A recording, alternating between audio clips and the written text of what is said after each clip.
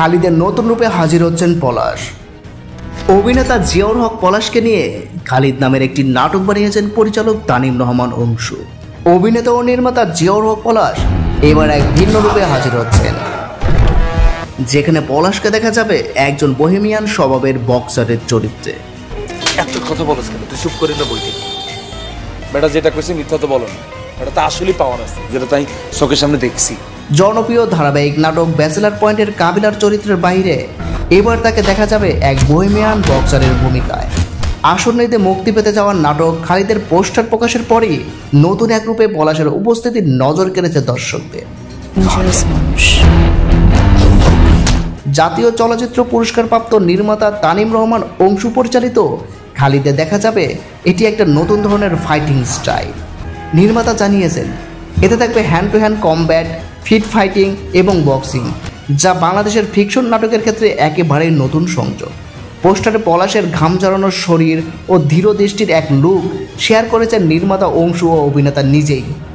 এটি শেয়ার করার পর থেকেই দর্শকদের মধ্যে কৌতূহল তৈরি হয়েছে। নতুন এই চরিত্রের প্রসঙ্গে পলাশ বলেন এটি একটি বহেমিয়ান বক্সারের গল্প। অংশু খালিদ নাটকের পোস্টার ফেসবুকে পোস্ট করে লিখেছেন আসছে এই ঈদে। পোস্টারে পলাশকে বক্সার রূপে দেখা গেছে। বিজ্ঞপ্তিতে অংশু জানিয়েছেন এই রোজার ঈদে ক্লাব 11-এর ইউটিউবে মুক্তি পাবে খালিদ। অংশুর ভাষ্য মতে ফিকশনের ক্ষেত্রে খালিদ নাটকটি ভিন্ন ধরনের। নাটকে ফাইটিং ও বক্সিং রয়েছে, যা দর্শকদের কাছে নাটকের ক্ষেত্রে নতুন মনে হবে।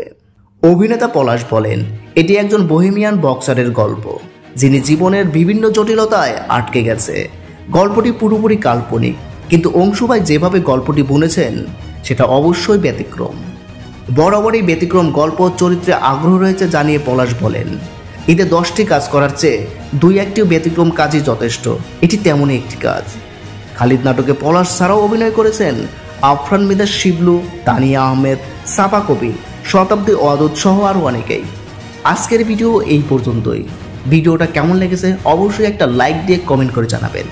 আর যদি আমার চ্যানেলে নতুন হয়ে থাকেন তাহলে প্লিজ আমার চ্যানেলটা সাবস্ক্রাইব করবেন। পাশে থাকার জন্য অসংখ্য ধন্যবাদ।